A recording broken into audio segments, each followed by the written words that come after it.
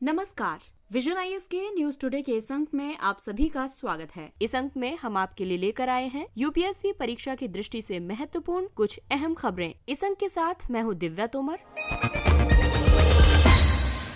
आइए सबसे पहले बात करते हैं इस अंक की खास खबरों के बारे में। नीति आयोग ने इलेक्ट्रिक वाहनों के लिए वित्त सुनिश्चित करने के लिए ईवी क्षेत्र को प्राथमिकता प्राप्त क्षेत्र श्रेणी में शामिल करने का सुझाव दिया। Deep ocean mission blue economy की ओर एक संभावित मार्ग है। बाघ संरक्षण पर चौथा एशिया मंत्री स्तरीय सम्मेलन आयोजित किया गया। गृह मामलों पर संसदीय स्थायी समिति ने विधि आयोग के वर्ष 2017 के हेट स्पीच के प्रस्तावों को दोहराया। एक रिपोर्ट के मुताबिक हाइड्रोजन लागत में वर्ष 2050 तक 95% से अधिक की गिरावट की संभावना। देशज ज्ञान और स्वास्थ्य देखभाल आगे का मार्ग विषय पर कार्यशाला का आयोजन किया गया। और आइए अब खबरों पर विस्तार से चर्चा करते हैं।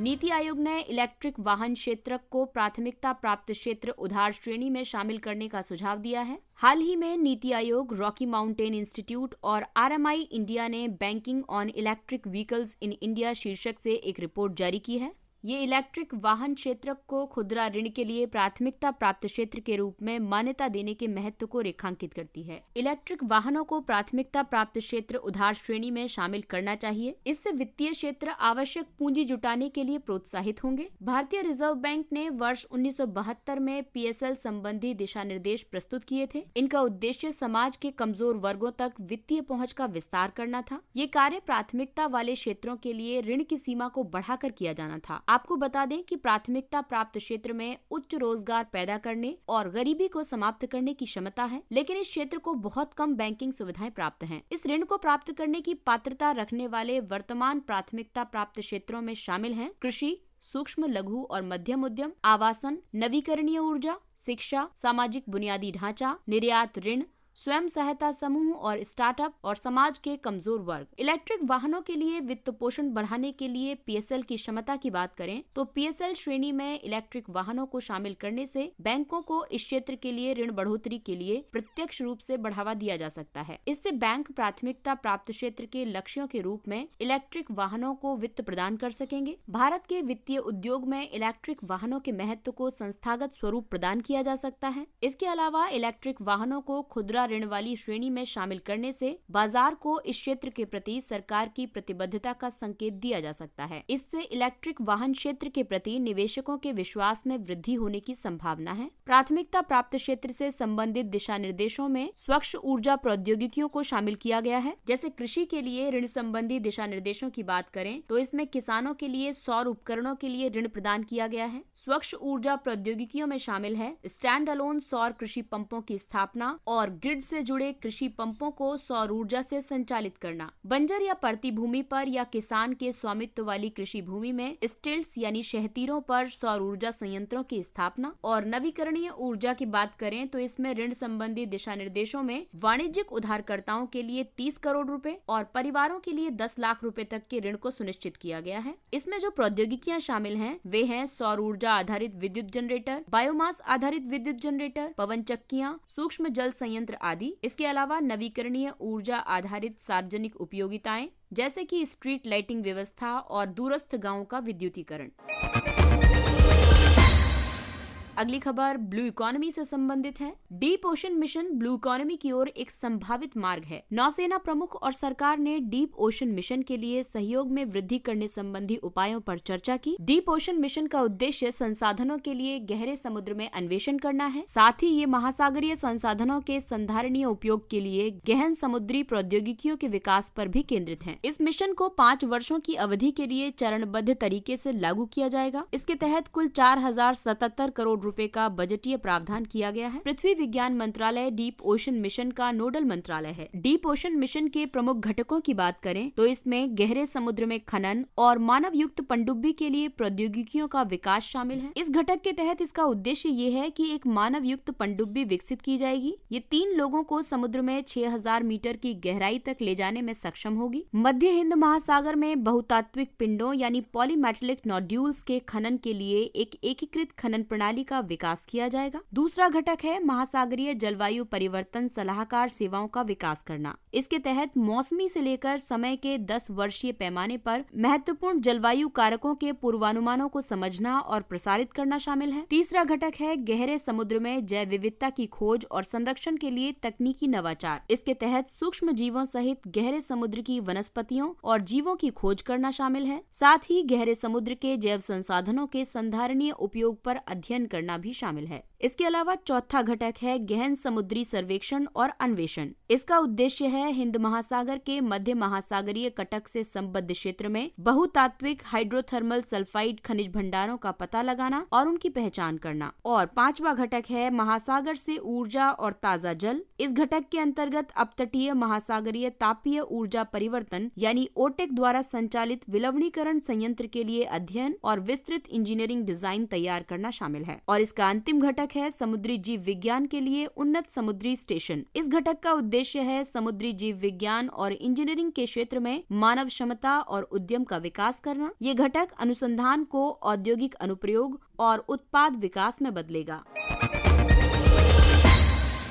अगली खबर पर्यावरण और जैव विविधता से संबंधित है। बाघ संरक्षण पर चौथा एशिया मंत्री स्तरीय सम्मेलन आयोजित किया गया। पर्यावरण, वन और जलवायु परिवर्तन मंत्रालय ने चौथे एएमसी में भारत का पक्ष प्रस्तुत किया। ये सम्मेलन ग्लोबल टाइगर फोरम के सहयोग से मलेशिया में आयोजित किया गया था। एशिया मंत्री स्तरीय सम्मेलन 13 बाघ आबादी वाले देशों की एक बैठक है। इसमें वन्य बाघों की आबादी के संरक्षण की स्थिति और योजनाओं पर चर्चा की जाती है। इन देशों में मलेशिया, बांग्लादेश, भूटान, कंबोडिया, चीन, Bharat, Indonesia, Laos, Myanmar, Nepal, रूस, थाईलैंड और वियतनाम शामिल है। बाघ संरक्षण पर सेंट पीटर्सबर्ग घोषणा 2010 के मुताबिक ये देश ग्लोबल टाइगर रिकवरी प्रोग्राम के लिए सहमत हुए हैं। इसमें वन्य बाघों की आबादी को वर्ष 2022 तक दोगुना करने का लक्ष्य निर्धारित किया गया है। और आइए अब आपको बताते हैं भारत द्वारा बाघ संरक्षण के लिए किए गए प्रयासों के बारे में। वर्ष 1973 में प्रोजेक्ट टाइगर शुरू किया गया था। इसके तहत भारत ने वर्ष 2022 के लक्ष्य से 4 वर्ष पहले ही बाघों की आबादी को दोगुना करने की उल्लेखनीय उपलब्धि प्राप्त कर ली है। भारत में विश्व के कुल बाघों की आबादी का 70% है। और इसके अलावा कंजर्वेशन एश्योर्ड टाइगर स्टैंडर्ड्स यानी कैट्स मानदंडों का एक सेट है। ये बाघ स्थलों की ये जांच करने की अनुमति प्रदान करता है कि क्या उनके प्रबंधन से बाघों का सफल संरक्षण संभव हुआ है। भारत के 14 टाइगर रिजर्व को पहले से ही अंतर्राष्ट्रीय कैट्स की मान्यता प्रदान की जा चुकी है। वर्तमान में भारत में टाइगर रिजर्व की संख्या बढ़कर 51 हो गई है। ये टाइगर रिजर्व 18 बाघ आबादी वाले राज्यों में स्थित हैं। बाघ संरक्षण का महत्व। भारत के बाघ संरक्षण के सफल मॉडल को अब वन्य जीवों जैसे कि शेर, डॉल्फिन, तेंदुआ, हिम तेंदुआ और चीता जैसी अन्य छोटी जंगली बिल्लियों के संरक्षण के लिए अपनाया गया है। बाघ भारत के वन पारिस्थितिकी तंत्र और पर्यावासों के लिए महत्वपूर्ण है। भारत में बाघ ऊंचे पर्वतीय क्षेत्रों, मैंग्रोव दलदल, ऊंची घास भूमियों, शुष्क और नम पर्णपाती वनों तथा सदाबहार वनों में पाए जाते हैं। बाघ पारिस्थितिक तंत्र में शीर्ष स्तर पर हैं। इस कारण पारिस्थितिक प्रक्रियाओं को विनियमित करने और उसे स्थिर बनाए रखने में महत्वपूर्ण भूमिका निभाते हैं। गृह मामलों पर संसदीय समिति ने विधि आयोग के वर्ष 2017 के हेट स्पीच के प्रस्तावों को दोहराया। पीएससी के अध्यक्ष ने यह अनुरोध किया है कि हेट स्पीच यानी कि घृणा वाक्य के मामलों से निपटने के लिए भारतीय दंड संहिता और दंड प्रक्रिया संहिता में उपयुक्त संशोधन किए जाने चाहिए। हाल ही में हेट स्पीच के माध्यम से धर्म, जाति और समुदायों के बीच शत्रुता और वैमनस्य फैलाने के कई मामले सामने आए हैं। जस्टिस BS चौहान की अध्यक्षता में विधि आयोग गठित किया गया था। इस आयोग ने वर्ष 2017 में अपनी 267वीं रिपोर्ट में इस मुद्दे पर कुछ सिफारिशें प्रस्तुत की थी। इन सिफारिशों में विधि आयोग ने हेट स्पीच की परिभाषा स्पष्ट की है। हेट स्पीच यानी कि किसी व्यक्ति को लिखे या बोले गए शब्दों, संकेतों या उसकी सुनने अथवा देखने की सीमा के भीतर होने वाली दृश्य प्रस्तुति द्वारा उसे डराने, चेतावनी देने या हिंसा के लिए उकसाने से संबंधित है। वर्तमान में हेट स्पीच की कोई विशेष कानूनी परिभाषा नहीं है। आयोग ने हेट स्पीच को रोकने के लिए आपराधिक कानूनों में कुछ अन्य प्रावधान जोड़ने की सिफारिश की थी। इन सिफारिशों को मानकर भारतीय दंड संहिता में 2 नई धाराओं को शामिल किया गया था। एक है धारा 153C जो कि घृणा को बढ़ावा देने वाले कृत्यों पर रोक लगाने के लिए प्रावधान करती है, और दूसरी है धारा 505A। धारा 505A में कुछ मामलों में डराने, धमकी देने या हिंसा के लिए उकसाने के कृत्यों को अपराध घोषित किया गया है। इन 2 नए प्रावधानों में हेट स्पीच के अपराध के लिए 1 से 2 वर्ष तक का कारावास और 5,000 रुपए तक के जुर्माने का प्रस्ताव किया गया है। विश्वनाथन समिति 2019 और बेज बरुआ समिति 2014 की रिपोर्ट में भी इसी तरह के संशोधनों का प्रस्ताव दिया गया था। हेट स्पीच से निपटने के लिए वर्तमान में कई कानूनी प्रावधान हैं, जैसे कि आईपीसी की धारा 153A और 153B। ये दो समूहों के बीच शत्रुता और घृणा पैदा करने वाले कृत्यों के लिए दंड का प्रावधान करती है। दूसरी है आईपीसी की धारा 295A। ये ऐसे दंडात्मक कृत्यों से संबंधित है जो जानबूझकर या दुर्भावनापूर्ण इरादे से एक समुदाय की धार्मिक भावना को हानि पहुंचाते हैं। धारा 505(1) और धारा 505(2) ये धाराएं विभिन्न समूहों के बीच द्वेष या घृणा पैदा करने वाली सामग्री के प्रकाशन और प्रसार को अपराध घोषित करती हैं। और तीसरा है लोक प्रतिनिधित्व अधिनियम 1951 की धारा 8। ये अभिव्यक्ति की स्वतंत्रता के गैर कानूनी उपयोग के दोषी व्यक्ति को चुनाव लड़ने से प्रतिबंधित करती हैं। अगली खबर ऊर्जा क्षेत्र से है। एक रिपोर्ट के पूर्वानुमान के अनुसार हाइड्रोजन लागत में वर्ष 2050 तक 95% से अधिक की गिरावट की संभावना है। हाल ही में रीथिंक एनर्जी रिसर्च ने एक रिपोर्ट जारी की है। इस रिपोर्ट के अनुसार वर्ष 2050 तक हाइड्रोजन ऊर्जा क्षेत्र में $10 ट्रिलियन का निवेश किया जाएगा। इससे ईंधन की लागत में कमी आएगी और ऊर्जा क्षेत्र में महत्वपूर्ण परिवर्तन होगा। हाइड्रोजन एक स्वच्छ ईंधन है। ये ईंधन सेल में खपत होने पर केवल जल का उत्पादन करता है। हाइड्रोजन का उत्पादन विभिन्न प्रकार के प्राकृतिक संसाधनों से किया जा सकता है। इनमें प्राकृतिक गैस, परमाणु ऊर्जा, बायोमास और सौर और पवन ऊर्जा जैसे नवीकरणीय ऊर्जा विकल्प शामिल हैं। इस अध्ययन के मुख्य निष्कर्षों में बताया गया है कि ग्रीन हाइड्रोजन की वर्तमान कीमत लगभग $3.70 प्रति किलोग्राम है। इसकी कीमत वर्ष 2035 में गिरकर $1 प्रति किलोग्राम हो जाएगी। हाइड्रोजन की वार्षिक मांग के वर्ष 2050 तक वैश्विक स्तर पर 771 मिलियन टन तक पहुंचने का अनुमान है। इसका मुख्य कारण उद्योगों द्वारा विकार्बनीकरण के प्रयासों में तेजी लाना है। हाइड्रोजन विश्व भर में 25% ऊर्जा उपभोग को कार्बन से मुक्त करेगी। इस प्रकार ये ऊर्जा आपूर्ति का सबसे अधिक किफायती साधन बन जाएगी। ग्रीन हाइड्रोजन प्रौद्योगिकी अक्षय ऊर्जा और शुद्ध शून्य कार्बन उत्सर्जन के बीच अंतर को समाप्त कर देगी। इसके अलावा ग्रीन हाइड्रोजन तेल और गैस का स्थान ले लेगी। इससे भू राजनीति और स्वच्छ वस्तुओं के व्यापार के लिए एक नया परिदृश्य निर्मित होगा। ग्रीन हाइड्रोजन पूरी तरह से नवीकरणीय ऊर्जा स्रोतों जैसे कि सौर और पवन ऊर्जा से या निम्न कार्बन ऊर्जा स्रोतों से उत्पन्न होती है। हाइड्रोजन ऊर्जा पारितंत्र की बात करें तो उत्पादन के लिए स्टीम मीथेन रिफॉर्मिंग, आंशिक ऑक्सीकरण, कोयला गैसीकरण, बायोमास गैसीकरण और ताप अपघटन, विद्युत अपघटन और प्रकाश अपघटन तथा ताप रासायनिक प्रक्रियाएं उपयोग की जाती हैं। वहीं हाइड्रोजन ऊर्जा के भंडारण के लिए भूमिगत गुफाओं में संपीड़ित गैस टैंक, क्रायो संपीड़ित टैंक, तरल अवस्था और ठोस अवस्था में इसका भंडारण किया जा सकता है। हाइड्रोजन के परिवहन के लिए संपीड़ित हाइड्रोजन के लिए पाइपलाइन, संपीड़ित गैस ट्यूब के लिए ट्रेलर, तरलीकृत हाइड्रोजन के लिए ट्रक, इसके अलावा हाइड्रोजन CNG मिश्रण और उच्च ऊर्जा घनत्व वाहक प्रयोग किया जा सकता है। इसके उपयोग की बात करें तो ये ईंधन सेल वाहन, हाइड्रोजन हाइब्रिड वाहन, विद्युत उत्पादन, रासायनिक उद्योग, उर्वरक उद्योग और रिफाइनरीज में प्रयोग किया जा सकता है। देशज ज्ञान और स्वास्थ्य देखभाल आगे का मार्ग विषय पर कार्यशाला का आयोजन किया गया। देशज ज्ञान या पारंपरिक ज्ञान एक समुदाय के भीतर पीढ़ी दर पीढ़ी विकसित, सतत और आने वाली पीढ़ियों को हस्तांतरित होने वाली जानकारी, अनुभव, कौशल और प्रथाएं हैं। ये ज्ञान अक्सर उनकी सांस्कृतिक या आध्यात्मिक पहचान का हिस्सा होता है। भारत में देशज और जनजातीय लोगों से जुड़ा एक समृद्ध जनजातीय ज्ञान का आधार मौजूद है। ये समुदाय वन्य पौधों और वन्य जीवों के निकट संपर्क में रहते हैं। ये भोजन, दवाई और घर बनाने के लिए वन सामग्री के लिए इन पर निर्भर होते हैं। वर्ष 1978 में प्राथमिक स्वास्थ्य देखभाल जरूरतों को पूरा करने के लिए देशज ज्ञान के उपयोग पर अंतर्राष्ट्रीय स्तर पर बल दिया गया। इस दौरान विश्व स्वास्थ्य सभा ने पारंपरिक चिकित्सा पद्धति के संभावित उपयोग की घोषणा की थी। साथ ही सदस्य देशों से प्राथमिक स्वास्थ्य देखभाल में पारंपरिक चिकित्सा पद्धतियों का उपयोग करने का आग्रह भी किया था। पारंपरिक ज्ञान के मुद्दों में शामिल है नई पीढ़ियों के जनजातीय संस्कृतियों और अधिवासों से दूर जाने के कारण पारंपरिक ज्ञान में गिरावट आ रही है। पारंपरिक ज्ञान पर बौद्धिक संपदा अधिकारों के संरक्षण की उपेक्षा भी इसके प्रमुख मुद्दों में शामिल है। सरकार द्वारा इस संबंध में उठाए गए कदमों की बात करें तो आयुष के सहयोग से वैज्ञानिक तथा औद्योगिक अनुसंधान परिषद ने पारंपरिक ज्ञान डिजिटल लाइब्रेरी शुरू की है। इसका उद्देश्य भारतीय हर्बल औषधियों के पारंपरिक ज्ञान को संरक्षित करना है। जैविक विविधता अधिनियम 2002 लागू किया गया है। इसमें पारंपरिक ज्ञान के संरक्षण और रखरखाव से संबंधित प्रावधान किए गए हैं। साथ ही इस ज्ञान से मिलने वाले लाभों को समुदायों के साथ उचित तरीके से बांटने के भी उपबंध किए गए हैं।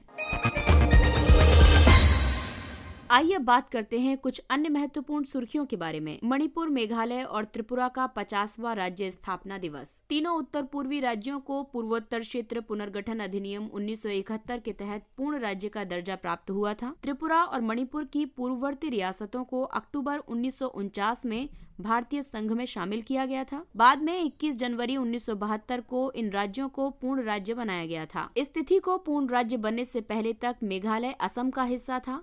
इसके अलावा तत्कालीन संघ राज्य क्षेत्र मिजोरम और अरुणाचल प्रदेश भी वर्ष 1971 के अधिनियम के माध्यम से अस्तित्व में आया था। आरटीआई के तहत स्वतः घोषणा। उच्चतम न्यायालय में याचिका के रूप में एक मामला सामने आया है। इसमें सूचना का अधिकार अधिनियम 2005 के तहत स्वतः प्रकटीकरण को प्रोत्साहित करने की मांग की गई है। अधिनियम की धारा 4 में ये प्रावधान किया गया है कि लोक अधिकारी को संचार के विभिन्न साधनों के माध्यम से नियमित अंतराल पर जनता को आधिकारिक जानकारी प्रदान करनी चाहिए। इससे जनता सूचना प्राप्त करने के लिए इस कानून का कम से कम प्रयोग करेगी। राष्ट्रीय एकल खिड़की प्रणाली। वाणिज्य और उद्योग मंत्री ने भारतीय मिशनों से विदेशों से NSWS को लोकप्रिय बनाने का आह्वान किया है। साथ ही बड़े निगमों के समक्ष प्रस्तुतियों के माध्यम से इस पर अधिक जागरूकता पैदा करने का सुझाव भी दिया है। हाल ही में गुजरात में रिसाइकलिंग वाहन स्क्रैपेज सुविधा के लिए NSWS पोर्टल के माध्यम से पहली मंजूरी दी गई है। ये अनुमोदन 63 दिनों की समय सीमा के अंदर करना संभव हुआ है। इसलिए NSWS के उपयोग को विदेशों में भी बढ़ावा देना जरूरी है। NSWS निवेशकों के मार्गदर्शन के लिए एक डिजिटल मंच है। ये उनकी व्यावसायिक आवश्यकताओं के अनुसार अनुमोदनों की पहचान करने और आवेदन करने में सहायता करता है। NSWS पोर्टलों पर 32 केंद्रीय मंत्रालयों या विभागों में नो योर अप्रूवल सेवा दी गई है। इस पोर्टल पर 14 राज्य हैं। ऑनलाइन भंडारण प्रबंधन। खाद्य और सार्वजनिक वितरण विभाग और भारतीय खाद्य निगम ने ऑनलाइन स्टोरेज मैनेजमेंट को लागू करने की रूपरेखा तैयार की है। ये केंद्रीय पूल के लिए भंडारित खाद्यान्नों के लिए सूचना के एकल स्रोत की सुविधा प्रदान करता है। इसके लिए केंद्रीय पोर्टल के साथ राज्य पोर्टलों को एकीकृत किया गया है। ऑनलाइन स्टोरेज मैनेजमेंट विकेंद्रीकृत खरीद यानी DPC वाले राज्यों में भंडारण प्रबंधन अनुप्रयोगों का एक तंत्र विकसित करेगा। ऑनलाइन भंडारण प्रबंधन से खाद्य भंडारण की लागत में कमी आएगी। ये लीकेज खत्म करेगा और भंडारण में दक्षता और पारदर्शिता को बढ़ाएगा।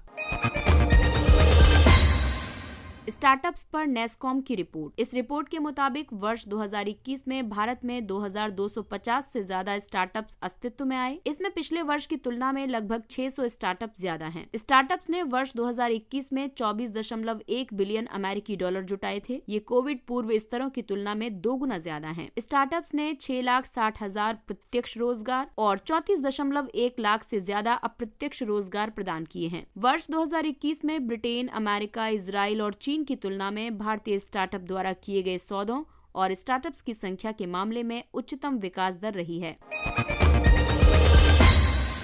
प्रधानमंत्री राष्ट्रीय बाल पुरस्कार। प्रधानमंत्री राष्ट्रीय बाल पुरस्कार भारत में रहने वाले 5 से 18 वर्ष तक के बच्चों को दिया जाता है। ये नवाचार, शैक्षिक उपलब्धि, खेल, कला एवं संस्कृति, समाज सेवा और बहादुरी जैसे 6 क्षेत्रों में असाधारण क्षमता और उत्कृष्ट उपलब्धि के लिए प्रदान किया जाता है। प्रत्येक पुरस्कार विजेता को 1 लाख रुपए का नकद पुरस्कार, एक पदक और एक प्रमाण पत्र दिया जाता है। पुरस्कार विजेता प्रतिवर्ष गणतंत्र दिवस परेड में भी भाग लेते हैं। इस वर्ष पुरस्कार विजेताओं को प्रमाण पत्र देने के लिए पहली बार ब्लॉकचेन तकनीक का इस्तेमाल किया जा रहा है। अमर जवान ज्योति। सरकार इंडिया गेट पर प्रज्वलित अमर जवान ज्योति की शाश्वत लौ का राष्ट्रीय युद्ध स्मारक की ज्योति में विलय करेगी। अमर जवान ज्योति वर्ष 1972 में स्थापित किया गया था। इसकी स्थापना वर्ष 1971 में युद्ध में पाकिस्तान पर भारत की विजय की स्मृति में की गई थी। ये स्वतंत्रता के बाद से विभिन्न युद्धों और संघर्षों में देश के लिए शहीद हुए सैनिकों को राष्ट्र की ओर से श्रद्धांजलि का प्रतीक है। जीवित जड़ सेतु। जीवित जड़ सेतु के लिए यूनेस्को विरासत दर्जे की मांग की जा रही है। ये सेतु मेघालय के सघन उष्णकटिबंधीय वर्षा वनों में फाइकस इलास्टिका वृक्षों पर झूला रूपी सेतु है। फाइकस इलास्टिका वृक्ष मेघालय के उपोष्ण कटिबंधीय क्षेत्र में बहुत अधिक मात्रा में उगता है। इनका फैलाव 15 फीट से 250 फीट तक होता है। इन्हें देशज खासी जनजातियों द्वारा विकसित किया जाता है। इनके निर्माण में 15 से 30 वर्षों तक का समय लगता है। ये कई शताब्दियों तक अस्तित्व में रह सकते हैं। इन जीवित जड़ पुलों का महत्व ये है कि ये सामग्री और रखरखाव की न्यूनतम लागत के साथ विकसित किए जाते हैं। इनसे कोई पर्यावरणीय क्षति नहीं है। इनसे कोई कार्बन उत्सर्जन नहीं होता। तूफान और अचानक बाढ़ सहित चरम जलवायु स्थितियों में भी ये असाधारण मजबूती प्रदान करते हैं। इसके साथ ही ये अंक समाप्त होता है। अगले अंक में फिर मुलाकात होगी कुछ अन्य महत्वपूर्ण खबरों के साथ। तब तक अपना ख्याल रखिए, सुरक्षित दूरी बनाए रखिए, मास्क पहनिए, हाथ और चेहरा साफ रखिए, क्योंकि कोरोना अभी पूरी तरह से गया नहीं है। इसलिए पूरी सावधानी बरतें, अपनों का और अपना विशेष ख्याल रखें। और इसी अपील के साथ विजन IAS की पूरी टीम आपसे इजाजत लेती है। नमस्कार।